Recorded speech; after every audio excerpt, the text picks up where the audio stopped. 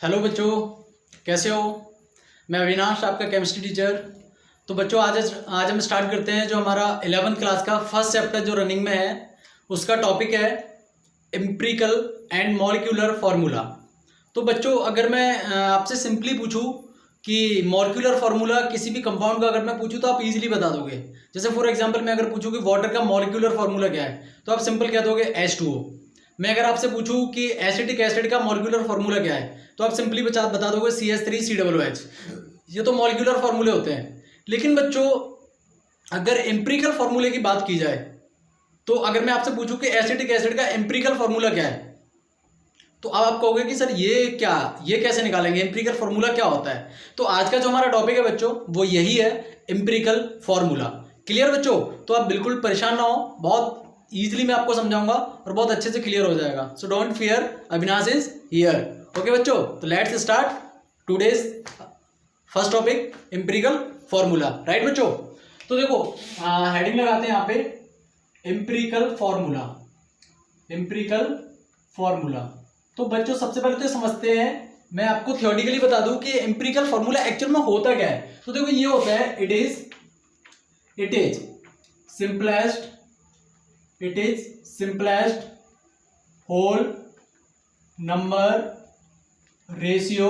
It is simplest whole number ratio of constituent elements या फिर atoms of any compounds. ये होता है बच्चों, ऑफ एनी कंपाउंड्स। इसको समझो। ये देखो, थ्योरेटिकल मैंने यहां पे डेफिनेशन लिखी है एक, कि it is a simplest whole number ratio of constituent elements atoms of any compound. Okay बच्चों, ऑफ एनी कंपाउंड। अब देखो, इसका मतलब क्या है। इसका मतलब सिर्फ इतना होता है कि जो मॉलिक्यूलर फॉर्मूला होता है उसका सिंपलेस्ट होल नंबर रेशियो ही उसका एम्पिरिकल फॉर्मूला होता है। क्लियर बच्चों। यानी कोई भी मॉलिक्यूलर फॉर्मूला है उसका सिंपलेस्ट होल नंबर रेशियो ही एम्पिरिकल फॉर्मूला होता है। अब देखो एग्जांपल समझो। फॉर एग्जांपल कैसे होता है, जैसे हमने एग्जांपल में लिया यहाँ पे एन ब्यूटेन। अब जैसे मैंने यहाँ पे लिया एन ब्यूटेन। अब देखो, मैं अगर बात करूं एन ब्यूटेन का मॉलिक्यूलर फॉर्मूला निकालना है, तो बच्चों कैसे निकालोगे। मॉलिक्यूलर फॉर्मूला का मतलब हो गया यहाँ पे एमएफ मतलब मॉलिक्यूलर फॉर्मूला। अब देखो, मॉलिक्यूलर फॉर्मूला होता क्या है। अब एन ब्यूटेन का मॉलिक्यूलर फॉर्मूला क्या होगा। देखो, ब्यूटेन है तो मतलब कार्बन कितने होंगे, 4, और H कितने हो जाएंगे यहाँ पे 10, तो C4H10। ये एमएफ मतलब मॉलिक्यूलर फॉर्मूला। तो देखो, एन ब्यूटेन यानी एन ब्यूटेन का मॉलिक्यूलर फॉर्मूला क्या हो गया बच्चों, C4H10। क्लियर। अब इसका एम्पिरिकल फॉर्मूला आपको निकालना है। एम्पिरिकल फॉर्मूला का मतलब हो गया EF मतलब एम्पिरिकल फॉर्मूला। क्लियर बच्चों। तो देखो, अब एम्पिरिकल फॉर्मूला इसका निकालना है, यानी किसका, एन ब्यूटेन का। ये इसका क्या है, मॉलिक्यूलर फॉर्मूला, और हमें निकालना क्या है, एम्पिरिकल फॉर्मूला। तो मैंने अभी आपको क्या बताया, एम्पिरिकल फॉर्मूला होता क्या है, कि जो मॉलिक्यूलर फॉर्मूला होता है उसका सिंपलेस्ट होल नंबर रेशियो होता है। क्लियर बच्चों। तो देखो, सबसे पहले तो इसमें देखो कितने एटम है टोटल। तो देखो, एक तो कार्बन है और एक हाइड्रोजन है। क्लियर बच्चों। तो देखो, कार्बन कितने हैं इसमें, 4, और हाइड्रोजन कितने हैं इसमें, 10। तो अब इसका सिंपलेस्ट होल नंबर रेशियो निकालना है। तो सिंपलेस्ट होल नंबर रेशियो कितना हो जाएगा, इसको 2 से डिवाइड कर दो, 2:5, यही तो हो जाएगा। यानी मॉलिक्यूलर फॉर्मूला का जो रेशियो होता है उसको जितना सिंप्लीफाई कर सकते हो उतना सिंप्लीफाई कर लो, और उसका जो सबसे सिंपलेस्ट होल नंबर रेशियो होगा, ये रेशियो कभी पॉइंट में नहीं आएगा, ये होल नंबर ही आएगा। क्लियर बच्चों। तो जो सबसे सिंपलेस्ट होल नंबर रेशियो होगा वही उसका क्या होगा, एम्पिरिकल फॉर्मूला। तो देखो, इसका मॉलिक्यूलर फॉर्मूला का रेशियो क्या है, 4:10, लेकिन हमने सिंप्लीफाई करके कितना रेशियो कर लिया, 2:5। तो ये जो 2:5 आया, यही क्या हुआ इसका एम्पिरिकल फॉर्मूला। अब देख लो, कार्बन कितना हो गया, 2, कार्बन का रेशियो कितना है 2, और हाइड्रोजन का कितना आ रहा है 5, तो C2H5। क्लियर बच्चों। तो ये क्या हो गया इसका एम्पिरिकल फॉर्मूला, और मॉलिक्यूलर फॉर्मूला यहाँ पे क्या था, C4H10। समझ आ गया बच्चों, मॉलिक्यूलर फॉर्मूला से एम्पिरिकल फॉर्मूला कैसे निकालते हैं, सिंपलेस्ट होल नंबर रेशियो। लेकिन इतना काफी नहीं है, चलो मैं एक और एग्जांपल लेता हूं। दूसरा एग्जांपल जैसे मैंने यहाँ पे लिया एसिटिक एसिड। अब देखो, एसिटिक एसिड का मैं मॉलिक्यूलर फॉर्मूला की बात करूं, यानी एमएफ की बात करूं, तो एमएफ क्या होता है, CH3COOH। ये होता है इसका मॉलिक्यूलर फॉर्मूला। अब हमें क्या निकालना है, इसका एम्पिरिकल फॉर्मूला निकालना है। तो एम्पिरिकल फॉर्मूला कैसे निकालोगे? सबसे पहले क्या लिखोगे? कार्बन, हाइड्रोजन और ऑक्सीजन, तीन ही एलिमेंट से मिलकर बनाई है, तो कार्बन, हाइड्रोजन, ऑक्सीजन। अब देखो इसमें टोटल कार्बन कितने हैं पूरे मॉलिक्यूलर फॉर्मूले में? 2, तो 2 रेशियो, हाइड्रोजन कितनी है? 3 और 1 4, तो 4 रेशियो, ऑक्सीजन कितने हैं? 2, तो 2:4:2। अब इसको क्या करना है? सिंप्लीफाई करना है, तो इसको 2 से डिवाइड कर दो, 1:2:1। यही तो इसका सिंपलेस्ट होल नंबर रेशियो हो गया। अब यही इसका क्या हो गया? Molecular formula. तो क्या बन गया? तो कार्बन कितना है? 1, तो C, और हाइड्रोजन कितने हैं? 2, तो CH2, और ऑक्सीजन कितना है? 1, तो CH2O। ये इसका क्या हो गया? एम्पिरिकल फॉर्मूला हो गया बच्चों, CH2O। किसका? CH3COOH का। तो एसिडिक एसिड का मॉलिक्यूलर फॉर्मूला क्या होता है? CH3COOH। एम्पिरिकल फॉर्मूला क्या हो गया? CH2OH। लेकिन इस तरह से एम्पिरिकल फॉर्मूला को कैलकुलेट नहीं करते। ये तो सिर्फ मैंने आपको एग्जांपल के थ्रू समझाया है, थोड़ी हिंट दी है कि मॉलिक्यूलर फॉर्मूला और एम्पिरिकल फॉर्मूला में फर्क क्या होता है। सिर्फ ये चीज समझाने की कोशिश की है मैंने इन 2 एग्जांपल्स के थ्रू। ये कैलकुलेशन नहीं होती है ऐसे, आप ये मत समझना कि बस इसी तरह से एम्पिरिकल फॉर्मूला कैलकुलेट कर लिया जाता है। ये तो सिर्फ मैंने आपको हिंट दी है कि डिफरेंट क्या होता है मॉलिक्यूलर फॉर्मूला में और एम्पिरिकल फॉर्मूला में। यानी एम्पिरिकल फॉर्मूला क्या होता है कि वो सिंपलेस्ट होल नंबर रेशियो होता है, किसका? मॉलिक्यूलर फॉर्मूला का। क्लियर? तो अब हम अगले टॉपिक की तरफ चलते हैं। इसका स्क्रीनशॉट ले लो बच्चों।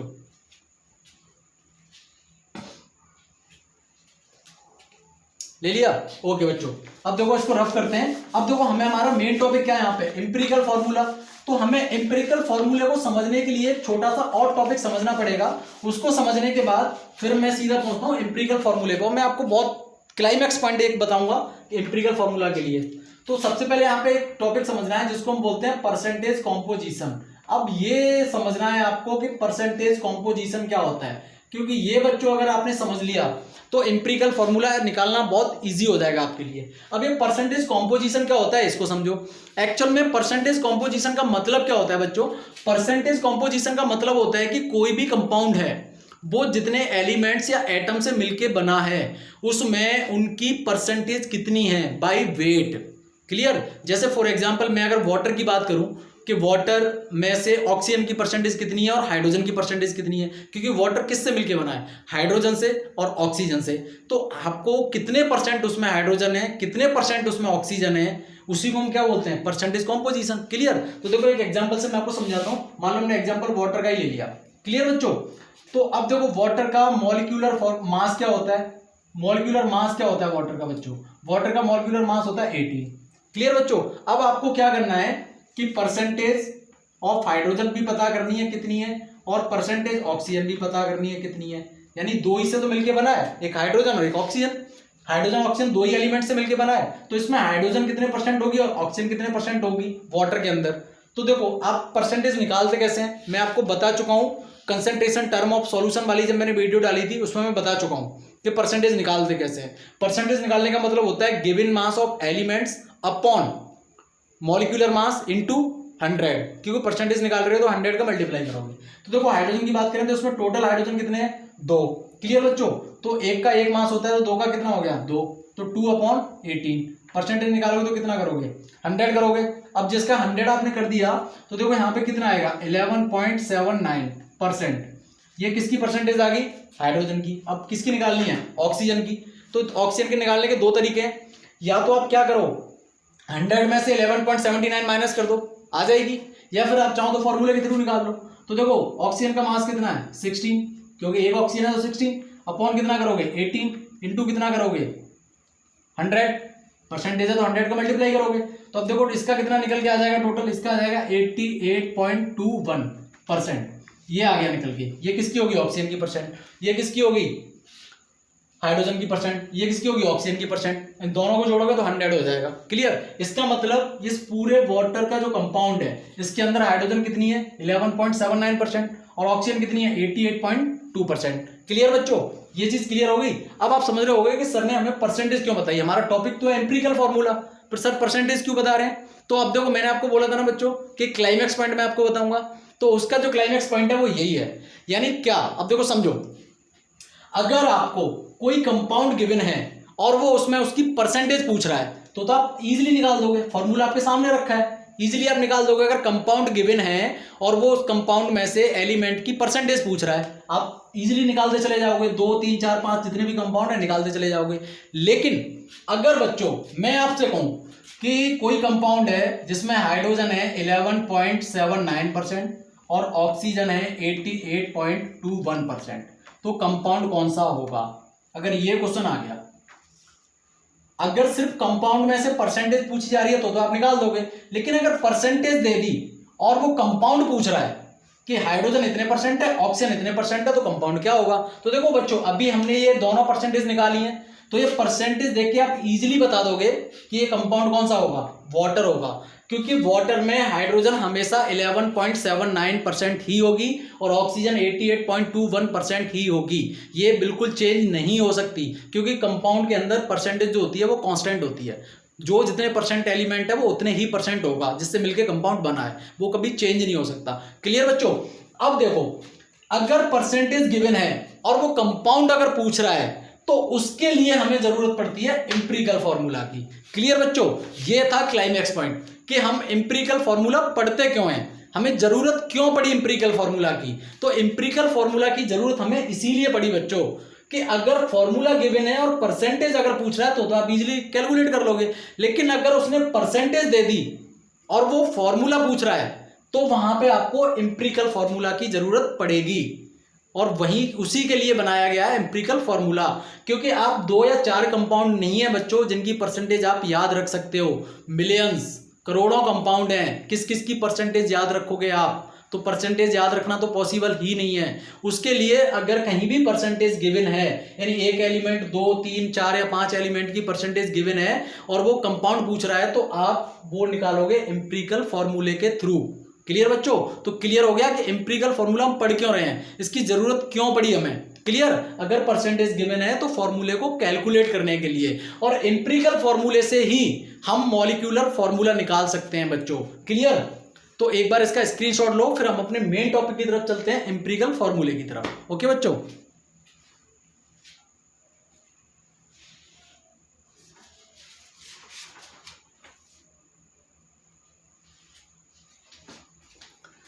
वेरी गुड, मैं इसको रफ करता हूं।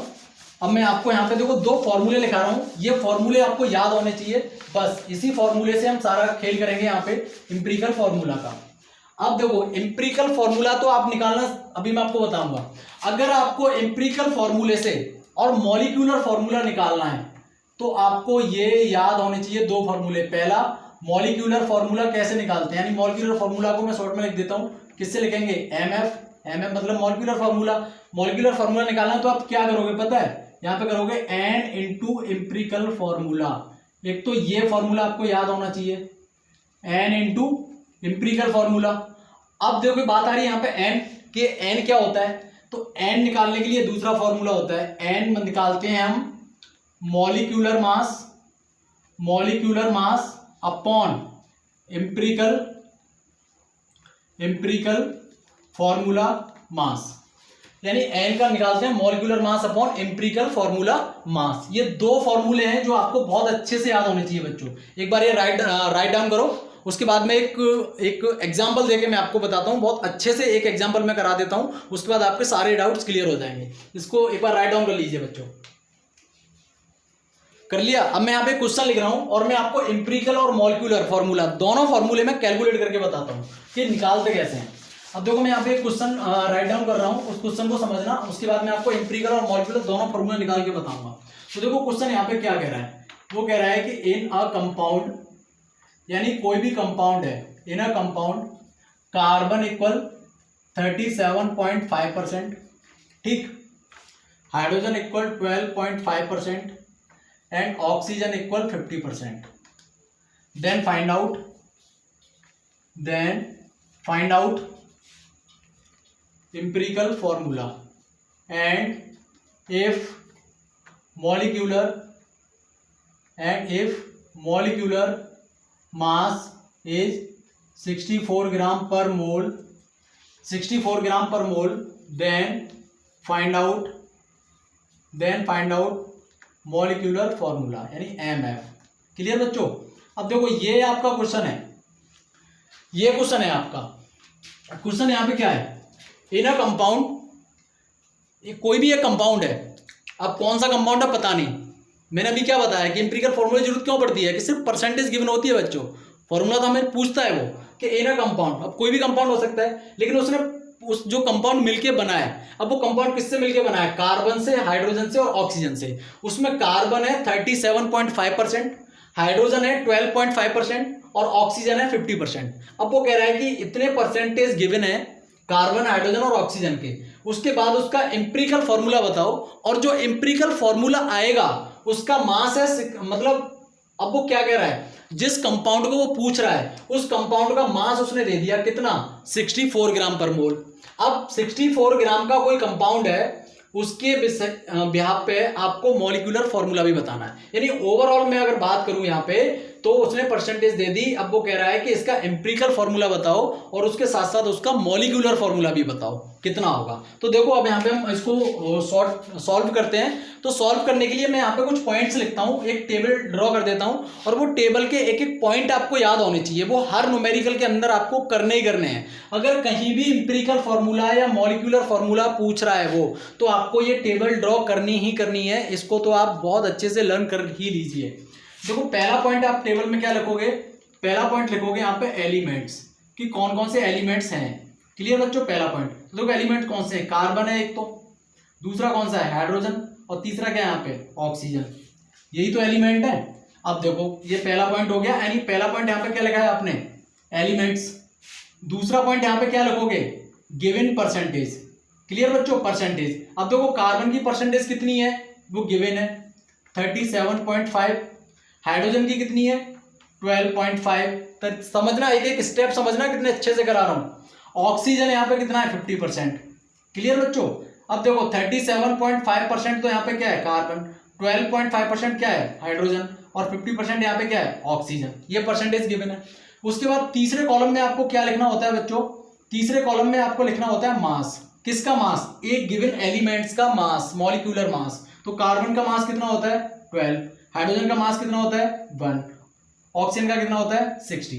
क्लियर बच्चों। अब देखो यहाँ पे एक सबसे मेन पॉइंट यही वाला है जो मैं अब करा रहा हूं आपको। एक्चुअल में क्या होता है, ये जो परसेंटेज गिवन होती है बच्चों, ये परसेंटेज गिवन होती है आपकी वेट में, लेकिन इस केस में जब आप फॉर्मूला कैलकुलेट करोगे तो आपको मोल्स लेने होते हैं, वेट नहीं लेना होता। ये परसेंटेज किस में है, बाई मास, यानी बाई वेट गिवन है, और वेट में नहीं होता। इस केस के अंदर आपको हमेशा मोल्स लेने होते हैं। तो यहां पे आप क्या निकालोगे, इनके मोल्स निकालोगे, और मोल्स निकालने का फॉर्मूला क्या होता है, given mass upon molecular mass. तो ये परसेंटेज क्या है, वेट का केस है ना, यानी मास का केस है, क्योंकि केमिस्ट्री में वेट और मास का मतलब एक ही होता है, अलग नहीं होता। तो ये किसका है, वेट। अब वेट में हमें कन्वर्ट करना है किसमें, मोल्स में। और कैसे करते हैं, given mass upon molecular mass. तो गिवन मास कितना है इस कार्बन का 37.5 अपॉन मॉलिक्यूलर मास कितना है बच्चों इसका 12, तो 12 करेंगे। क्लियर। उसी तरह हाइड्रोजन कितना है 12.5, कितना करेंगे 1। उसी तरह देखो ऑक्सीजन कितना है 50%, कितना करेंगे 60। अब देखो इसको मोल्स में कन्वर्ट करो तो 12 का इससे करेंगे तो कितना आएगा 3.125 के राउंड आएगा। इसका आएगा 1, क्योंकि 1 से डिवाइड कर रहे हैं सीधा 1 हो जाएगा। 50 डिवाइड बाई 16 है तो कितना हो जाएगा, इसका भी हो जाएगा 3.125 के राउंड।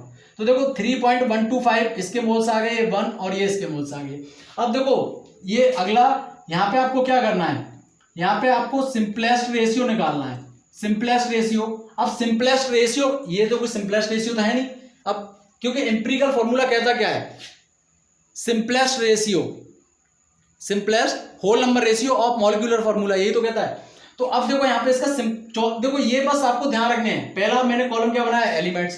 दूसरा कॉलम परसेंटेज जो गिवन है। तीसरा मास, जो ये एलिमेंट है उनका मास। उसके बाद मोल्स, कैसे given mass upon molecular mass. उसके बाद सिंपलेस्ट रेशियो कैसे निकालते हैं, ये भी बहुत इंपॉर्टेंट पॉइंट है ये दोनों वाले। ठीक है, तो देखो सिंपलेस्ट रेशियो कैसे निकालते हैं। सिंपलेस्ट रेशियो निकालने का मतलब होता है बच्चों कि इनमें ये जो आपने मोल्स निकाले हैं, इनमें जो सबसे छोटा मोल्स होता है उससे बाकी सबको डिवाइड कर दो। ये जो टेबल आप बना रहे हो, इसमें जो मोल्स निकाल रहे हो, इन मोल्स में सबसे छोटा मोल्स जो होगा उससे बाकी सबको डिवाइड कर दो। वो सिंपलेस्ट रेशियो निकल के आ जाएगा। अब देखो कैसे, अब जैसे यहाँ पे क्या है 3.125, अब देखो इनमें सॉरी इसका 1 नहीं आएगा, यहाँ पे थोड़ा मिस्टेक हो गया सॉरी, यहाँ पर 12.5 आएगा बच्चों, क्योंकि 1 से डिवाइड कर रहे हैं ना हम, तो 12.5 आएगा। क्लियर बच्चों? अब देखो 3.15, अब देखो सबसे छोटा कौन है इसमें, 3.15 ही है ना, क्योंकि ये तो 12.5 है और ये भी 3.15 है, तो सबसे छोटा कौन है 3.15, तो 3.15 डिवाइडेड बाई 3.125, यानी 3.125 डिवाइड बाई 3.125। यहाँ पे भी क्या करोगे 12.5 डिवाइड बाई 3.125, यहाँ भी क्या करोगे 3.125 डिवाइड बाई 3.125। अब देखो इसको डिवाइड करोगे तो कितना आ गया 1, इसको करोगे तो कितना आ गया 1, इसको करोगे तो कितना आ गया ये सॉरी 1 नहीं आया, ये आएगा 4, 3 4 जा 12, ये 4 आएगा, ये 1 और ये 1। अब आपको क्या करना है कि एम्पिरिकल फॉर्मूला निकालना है। तो देखो EF एम्पिरिकल फॉर्मूला मतलब EF। अब EF इसका क्या बना, सिंपलेस्ट होल नंबर रेशियो ही तो एम्पिरिकल फॉर्मूला बोलते हैं। तो सिंपलेस्ट रेशियो क्या निकल के आ रहा है, ये निकल के आ रहा है, यानी कार्बन कितना आ रहा है 1, तो कार्बन कितना हो गया, ये 1 हो गया। C हाइड्रोजन कितना हो गया यहाँ पे 4, तो CH4, O कितना है 1, तो CH4O। ये क्या बन गया बच्चों, ये देखो बन गया आपका एम्पिरिकल फॉर्मूला CH4O, ये क्या बन गया एम्पिरिकल फॉर्मूला। अब यहीं पे आपको क्या निकालना है, सपोज करो मॉलिक्यूलर फॉर्मूला निकालना है। मॉलिक्यूलर फॉर्मूला का भी फॉर्मूला मैंने क्या बताया था बच्चों, N इंटू एम्पिरिकल फॉर्मूला, यही तो बताया था मॉलिक्यूलर फॉर्मूला निकालने के लिए N इंटू एम्पिरिकल फॉर्मूला। और N निकालने के लिए क्या बताया था बच्चों, फिर मैंने molecular mass upon empirical formula mass, यही तो किया था। अब देखो मॉलिक्यूलर मास इसमें कितना गिवन है। अब मैं एक और चीज आपकी यहां क्लियर कर दूं, कभी भी किसी भी न्यूमेरिकल के अंदर अगर वो एम्पिरिकल फॉर्मूला के साथ साथ अगर मॉलिक्यूलर फॉर्मूला भी पूछ रहा है तो हमेशा मास गिवन होगा, ये बात याद रखना, हमेशा मास गिवन होगा। अगर मास गिवन नहीं है तो मतलब वो मॉलिक्यूलर फॉर्मूला नहीं पूछ रहा है, सिर्फ एम्पिरिकल फॉर्मूला पूछ रहा है। और अगर एम्पिरिकल फॉर्मूला ही सिर्फ पूछ रहा है तो आपको ये फॉर्मूले लगाने की कोई जरूरत नहीं है, आप सिर्फ टेबल ड्रॉ करो, सिंपलेस्ट रेशियो निकालो, आपका एम्पिरिकल फॉर्मूला निकल के आ जाएगा। क्लियर? अगर वो मॉलिक्यूलर फॉर्मूला भी पूछ रहा है तो फिर आपको ये दोनों फॉर्मूले लगाने पड़ेंगे। क्लियर बच्चों? तो अब देखो सबसे पहले तो आप N की वैल्यू निकालो, तो N की वैल्यू क्या निकलेगी, मॉलिक्यूलर मास कितना है 64, तो यहां पे क्या लिखो 64 upon empirical formula mass. Empirical formula आपका कौन सा है, ये वाला, तो इसका मास कितना है बच्चों, ये कैलकुलेट कर लो। तो देखो कार्बन का कितना है 12 प्लस हाइड्रोजन कितने हैं 4 प्लस कितना हो गया 16, तो 12 4 16 प्लस 16 कितना हो गया 32 हो गया बच्चों 32। तो यहाँ पे क्या करोगे 64 डिवाइड बाई 32 इक्वल कितना आ गया 2। N की वैल्यू निकल के क्या आ गई 2।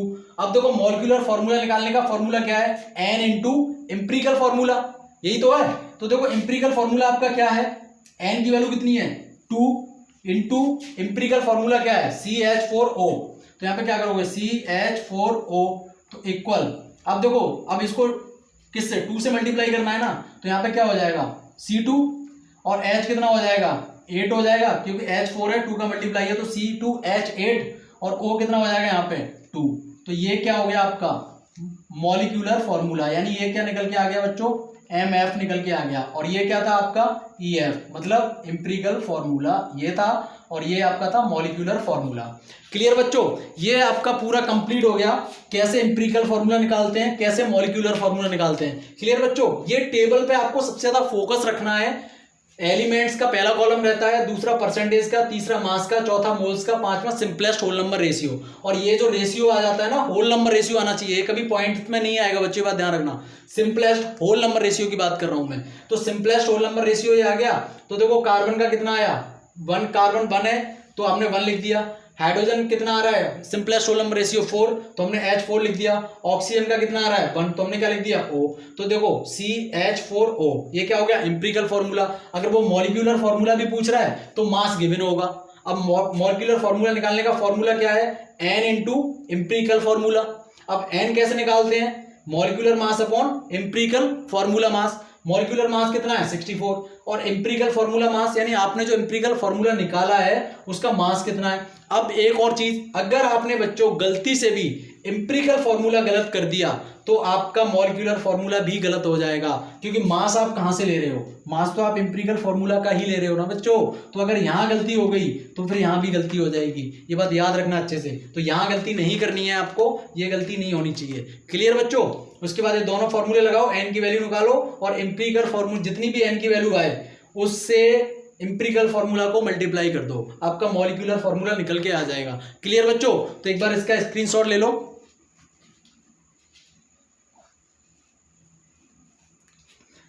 क्लियर बच्चों? हो गया?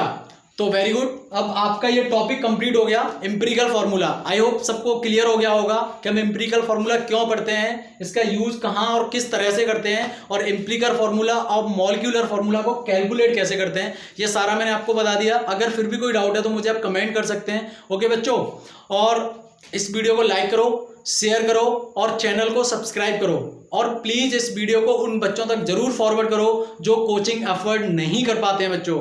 Okay, so keep watching my videos and be happy, stay tuned, bye bye बच्चों।